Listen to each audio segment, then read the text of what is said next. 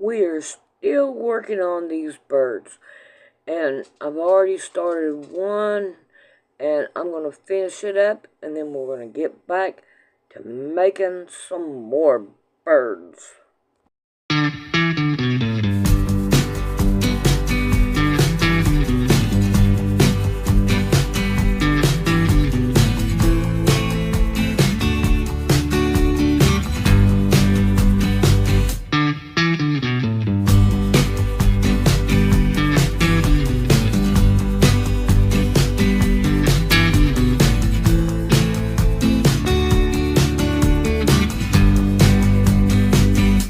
Guys, hope you're doing well on Wednesday, midday or midweek hump day, and we are in for it. We're in for it.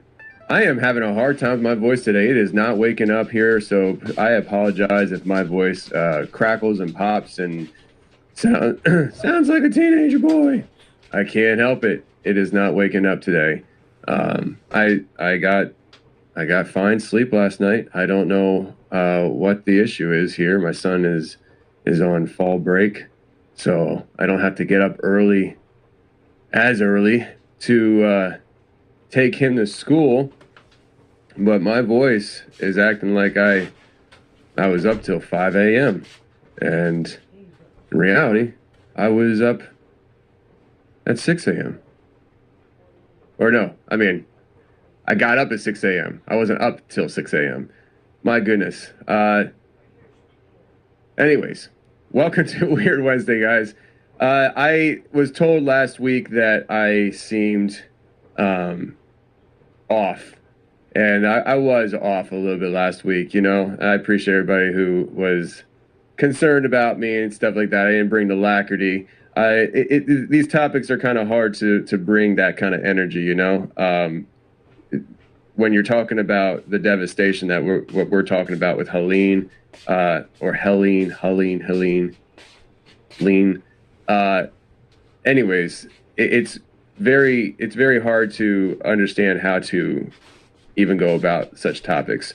And I know these Wednesday shows are supposed to be jovial, and last week was a little bit more of a serious note.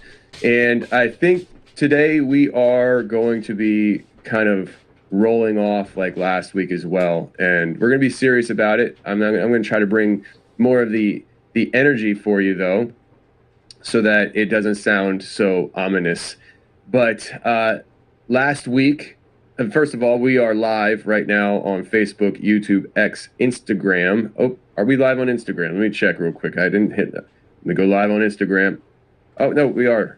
There we go. We're live on Instagram now, too, and on Rumble. So wherever you want to watch us, you can. Listen, we had a good time this weekend at the Bigfoot Jamboree in Ada, Ohio. It was the first year that they put on this event, and Justin and Jay from Cryptids of the Corn pulled that whole thing off, and it was really well done. And I think that they had close to, I believe, 2,000 to 3,000 people show up to this event. It was outdoors and in a park.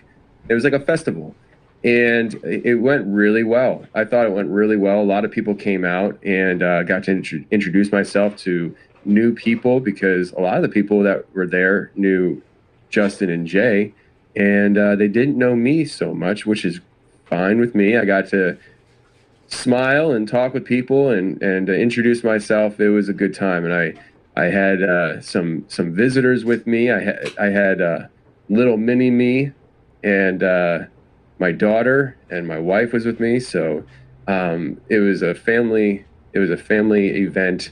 And I brought my family as well to enjoy the day's festivities. And Joel from Free the Rabbits podcast spoke as a speaker there. And Ward from Dark Holler Productions was there. Joe was there from Joe. I'm drawing a blank on his company's name, but it was just a good time. It was a really good time, and so thank you very much to everybody who came out, enjoyed the day. It was a beautiful day. I'd say probably mid 70s, just blue skies, slight breeze. It was absolutely fantastic, and I would do it again in a heartbeat. And if you are in that area and you missed it this year, I got good news for you. It sounds like they're going to do it again next year too. So stay tuned for that. Tune into the Cryptids of the Corn podcast and show them love. Listen to their show so you don't miss when the next one's going to be. And hopefully I'll see you there next year in Ada, Ohio. All right, so we got to talk about some of this stuff that's going on here with these storms, the weather, these wildfires. I had really no agenda on today and how I wanted to talk about this stuff with y'all. I just wanted to kind of bring up some topics and float them out there and see where the conversation takes us. I have several things happening in East Tennessee, West North Carolina, Wyoming. I think one of the Dakota. I think it was South or North Dakota. My geography is not great for the Midwest. I think it's Wyoming, and I think a couple other states are dealing with wildfires. Today, we are dealing with Milton, the hurricane in the Gulf. That is going to be making landfall, I believe, in the early morning Thursday, if I remember correctly. And, you know, it's easy to get kind of carried away with, oh my, the world is ending, and looking for signs and everything as to things to back up your thought process. I think that's natural. But when you look at a lot of this stuff, it doesn't sit right. Well, the very first time Mama Cat has laid on my sewing table, she found it. And now she's laying on it. No work gonna be done today till she's gone. And I don't know exactly how to put it into words. I've been trying for days, but it just doesn't feel right. Not that any of this should feel right, but you know, the Hurricane Helene comes through here and wipes out North Carolina. I mean, I can't stress to you how bad North Carolina is right now. East Tennessee got hit hard. North Carolina got hit real hard. And we got some information here for you today from people on the ground that I want to share with you. But it just doesn't feel right. It doesn't sit right. I know we're in hurricane season. Storms happen. They're unpredictable. You can't control them, supposedly. But it just, in my gut, and I think there's a lot of people like me that in our guts, there just seems like there's something off. And I don't know if we have the whole picture. Everybody has pieces of a pie, information they consumed, and that helps them draw conclusions as to what is going on. But just because you have your conclusions doesn't mean you have all the information necessary to make the right conclusion. And I think our former president said it best. Let me bring him up. Let me screen share. Actually, I got to do it on this other computer. I'm sorry. 1 second here. Screen share. Where are we at? Present. Screen share. There we go. There we are. So, Concerned Citizen posted this on X. And I think our former president said it best. So let's hear from him. You just have to flood a country's public square with enough raw sewage. You just have to raise enough questions, spread enough dirt, plant enough conspiracy theorizing that citizens no longer know what to believe. once they lose trust in their leaders, in mainstream media, in political institutions, in each other, in the possibility of truth, the game's won. You just have.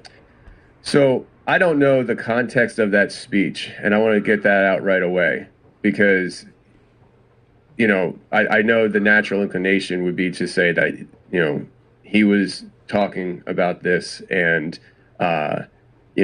let the cat out of the bag, and he told you what he was thinking, and he hear it from the horse's mouth. He really could be doing a speech where he's talking about, maybe an opposing force and describing their plan of attack. It could be that he was doing revelation of the method. We don't know. I don't know, at least. But what he described there is very, it's ringing true to what I think we're experiencing right now. I feel like we're experiencing overload in information, and I feel like that is being done intentionally. It has been. They've been doing that for years. It will never stop. It will never slow down. We will never not be inundated with other people's opinions, information, and leaving people running around drawing their own conclusions and being hungry and thirsty and starving for the next piece of a puzzle. And so I feel like we're dealing with a lot of that right now with what's going on in North Carolina, Tennessee, soon to be Florida, in Wyoming. Now, I don't know much about what's going on in Wyoming. I know that I had a listener, excuse me. I am trying to keep my voice awake. I had a listener reach out. I think that they are, excuse me. I believe that they are in Wyoming, and they asked me to talk about this. And at first, my first reaction was, well, I don't know. I can't just cover all natural disasters, all natural phenomenons happening throughout the country. Not a good broadcast today with my voice. But from what I understand, that these wildfires, one, are absolutely by far the largest wildfires in the state's history. 73,000 acres is what I last heard that these things are covering. And I believe I read that 25,000 acres caught fire within, I want to say it was like a few hours. It seems like it's being engineered, is what people are suggesting. And there are videos online showing animals running, trying to escape these fires. I mean, it just looks like something out of a movie at times. So is it that there's somebody running around with a Bic lighter lighting up Wyoming? No. There's definitely technology involved if we're talking about intentional wildfires. And that certainly could get involved with weather manipulation, weather modification. And this is something that is very real. And it does happen, and it's been admitted to. So we'll get into those sources here in a few minutes just to kind of show you what I'm talking about, because though I'm not the smartest tool in the shed, or sharp, see, I just messed that line up. See, point proven. I am not the sharpest tool in the shed. I am a little sharp. I still have some sharpness. So, listen, last week I mentioned about how, I was going to be trying to get a running list of places people can donate to help with the relief efforts of Hurricane Helene.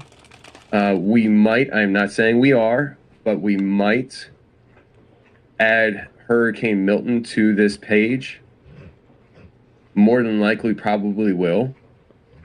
But I am trying to source local contacts to be able to confidently say to my audience, these are people that I personally feel comfortable with, because I know a lot of people have trust issues when it comes to donating. And I did put 2 national organizations on the website. The link is in the description of this video and will be for the audio as well. One of the, I can't even say organizations that's on there, is a individual. His name is William Bond, and he runs a YouTube channel called Permaculture Consultant. He is a friend of mine. He reached out to me probably within the first week or 2 of me moving to Tennessee. He was a listener of the show, and him and his family were homesteaders in North Carolina. And he reached out because he heard that I wanted to get into, farming, and we became really good friends. He has since moved back to Texas with his wife and baby daughter. And when Helene hit, he felt very compelled to come back up here to help with relief. William has a daughter that is going to be turning 1 this month. His wife is down there, and he left them behind to come up here and work to help with recovery. William does not have an end date in mind. He said he will be up here as long as there are funds for him to do the work. I have talked to him today. Let me pull up a text from him actually right now, and we're going to give you an update as to what he has said. I asked him, first of all, if he has time to do a call with me today, and he said he doesn't, that he was about 5 minutes away from losing cell phone reception. And William is planning on doing donations, of course, but helping to rebuild. And more importantly, William's very familiar with the mountains of North Carolina. He farmed them, and he knows where the mountain roads are, the back mountain roads, the roads that are not mapped. He knows where the communities are on the mountain that need help, that either aren't mapped or are so inaccessible that they are just not a priority. And he is planning on hiking supplies into these people. So I asked him for an update today, and this is what he had to say to me. Things are much worse than I was expecting. I was up in the Pensacola part of the mountains, and the entire communities literally no longer exist. The bottoms of these mountains look like they've been shaved off. The roots of the mountains are exposed. I do not know what that actually means, the roots of the mountains. I can only imagine, because I think most of us have never seen the roots of mountains. The 82nd Airborne is out here at the moment, but they're not allowed to do anything. And this is a text that I got from him this morning I got it from him last night at 11:30. The 82nd Airborne is out here at the moment, but they're not allowed to do anything. They have to have civilian middlemen, and he put in parentheses us, to communicate with the members of the community. They say they can cut trees, but they're not allowed to do any rigging. The only thing they can do that's actually useful is shuttle us around on their space-age side-by-sides. FEMA is nowhere to be found. They dropped off crates of water in random locations, but no one is touching it for some reason. I think I don't know the reason, but I have heard that there are people who are seeing these crates of water and are choosing to let them go and be available for somebody else that might need it more. And so maybe that's what he's describing. These people in the mountains are very can-do people, and they will opt to forego help with the idea. Just to let you know, this was put up 4 months ago. That somebody else needs to help more than they do. And so that might be a situation here. You give these people I saw it on a video yesterday. They said if you give these people a case of beer, a pack of smokes, and a chainsaw, they'll take care of themselves. So he continues and says here in the text message, a lot of the locals aren't thinking about the long term. They keep saying they have enough supplies for the day, but what they're not realizing is that the aid groups are going to start leaving if the locals keep saying they're fine. That makes sense to me.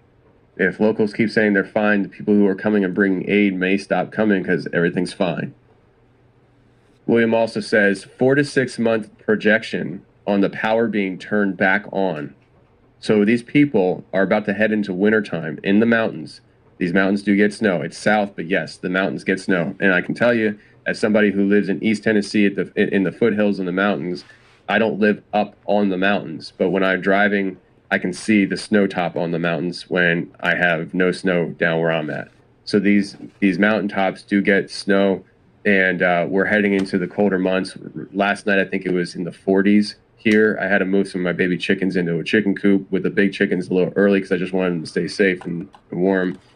Anyways, we're heading into these cold months, and they're projecting 4 to 6 month projection on power being turned back on. So these people do need help still. I encourage people to continue to help because these people are going to be in the winter months with no power. A lot of people. This is not just a community. I just want to stress to people listening right now, this is not a community. This is a region of the United States of America that was wiped out by a flood. He also says 3 to 4 weeks before water is back on. So though I've been getting reports of people saying that water is overstocked now, because that's the first thing people send is water, I personally would say to you, if you still feel compelled to donate water, don't feel hesitant to do it, because water can go really, really fast. William also finishes this text with saying, all that being said, I haven't even seen the worst of it yet. I think I'm going to start renting equipment and start cutting roads. The best thing these people can do is probably leave before winter. So William thinks that it's that bad. Now, William is a native of the area. He is there now, and he believes it's that bad in the areas that he's at, that people, their best option is to leave before the winter hits. And that obviously is not a great answer for some people. One, they can't. Two, if they by leaving, are they surrendering their property to the government? There's a lot of things with that. Oh, so by the way, I haven't read the contract myself, but when they are saying that they're going to give only $750 to the families that were hit by this, it is, from what I've been told, a loan. Like I said, I have not read these contracts, but when people sign on the dotted line, theoretically, from what I'm hearing, it's not a grant, it's not a gift, it is a loan that they're expected to pay back. I don't know, again, how true that is. It's just something that I've heard. But given what William has said here in the text message and the lack of response or the paperwork that seems to be just holding things up, it wouldn't surprise me that such things are happening right now. Now, is that something that could be waived in the future? I'm sure that's going to be the case. But right now, for things to happen, I imagine there's a lot of paperwork and bureaucracy that people are pushing through in hopes that down the road it just gets sorted out. So William is out there right now. He's going to be renting equipment today and start cutting up roads. And he believes that the best thing for some of these people is to leave and get out before the winter sets in. I have a video that I want to play for you. It's about a 7 to 8 minute video. It is me and William at Walmart 2 nights ago, I believe. He rolled through here, and I wanted to introduce William to you. He's been on the show a couple times in studio. If you just remember any, like my homesteading friend, this is the same guy. And I just wanted to show you guys what he was taking out on his way to North Carolina, and just introduce you to him, because he is listed on the hurricane relief page on the confessionalspodcast.com. The link is in the description of this video and episode. And he is listed there as a person you can donate to if you feel comfortable doing so. He has a Give Send Go set up, and his Give Send Go is, I think, over $9,000 right now he's raised, and he is using that money to buy supplies, fuel, water, food, and machinery to start deconstructing to reconstruct. So here is William. Let's bring him on. All right, we're here with William. William, introduce yourself to the people. My name is William Bond. I'm from the Permaculture Consultant on YouTube. And the reason I mentioned that is because the last two videos have donation links down below. And what we're doing today is we're taking fuel and water and a bunch of food. Like, these are all 15-gallon tanks to fill up equipment and keep people going, keep generators going. This is about, each one of these tanks is like 230 gallons of clean water. Just got these filled up. And all of this has been funded by like donations so far. And I'm running this to the victims of the Hurricane Helene in North Carolina and in Tennessee. I got chainsaws, straps, more chainsaw equipment in this tote. Got a wheelbarrow here. And then over here we've got a bunch of like food donations, baby equipment, because I mean, sadly, there are orphans from this event. So there's formula here, there's diapers, there's baby wipes, there's a bunch of food, there's more propane canisters here. There's another transfer tank with diesel to keep equipment moving. There's a lot of people that are just kind of stuck in place now. And I mean, the government isn't coming to help. Whether or not, despite what you might be hearing on the news, FEMA is taking a lot of credit for what's going on with private donations. Until recently, they've been confiscating private donations, and it is 100% up to private donations and private entities and stuff like that. So I will be running equipment like this. I'll be hiking it into people. I'll be running equipment if need be, and I will continue doing this until we run out of donations or until everybody is helped, and hopefully everybody gets helped. Yeah, so I mean, you're originally from North Carolina. You know the mountain roads, right, and you know a lot of access points that are hard to get to, and how there's people out there that are stranded still in these remote areas, right? Yeah, so like you might hear on the news that like Asheville is being taken care of, Marshall is being taken care of, Hot Springs is being taken care of, and some of those major, like larger cities. But the thing about being in those mountains that there's a lot of holler communities. A lot of these communities weren't official until like about the 90s when they started bringing gravel out to these roads. Not even paving them yet, just gravel. And a lot of those communities have one way in and one way out, and a lot of the times there's a creek crossing because it's a temperate rainforest, so there's a lot of water features, there's a lot of creeks, and they've washed out a lot of bridges. And also, like, it's steep terrain, so it's not like if you get stranded in Texas, where I live now, you can just kind of walk flat terrain the entire way to safety. A lot of this is steep, mountainous terrain that people can't necessarily get in and out of unless you are prepared for that sort of thing. Or if you have like four-wheelers or side-by-sides or anything like that. So there's a lot of crews that are rebuilding roads or cutting new roads right now. Also, one thing that's not talked about a lot is that everything downstream of Asheville is contaminated mud. That's another thing that people are needing right now, are hazmat suits. Because there was a PVC pipe making factory on the French Broad River. That got completely wiped out, and all of those chemicals made it into the river and have leached into the mud. So a lot of people are getting in there, cleaning up the areas, and then getting really, really sick afterwards because they're in this highly contaminated mud and water. Like, I don't know if anybody remembers that Ohio train derailment. Same doggone chemicals. That's exactly what's going on there. So you are going out there, bringing these supplies in.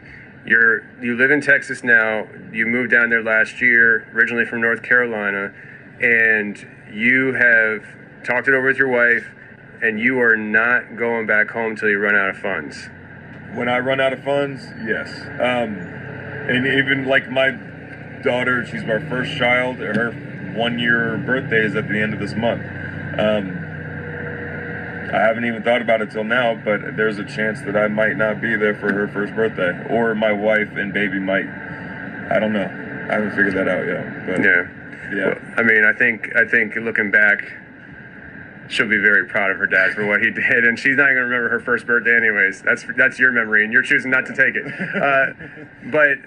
So speaking of the donations and what you're doing, you know, you're basically going out to help people where you can, and you're going to be doing things that maybe there's a lot of people out there that are out there trying to help that don't even know to do, right? So that's what you're taking donations for. You are a personal friend of mine. I didn't just meet you here at Walmart. You're a personal friend of mine. You've been on the podcast several times. So I want you to, once again, tell them the channels to plug into for more up-to-date information as you discover things, because you're going to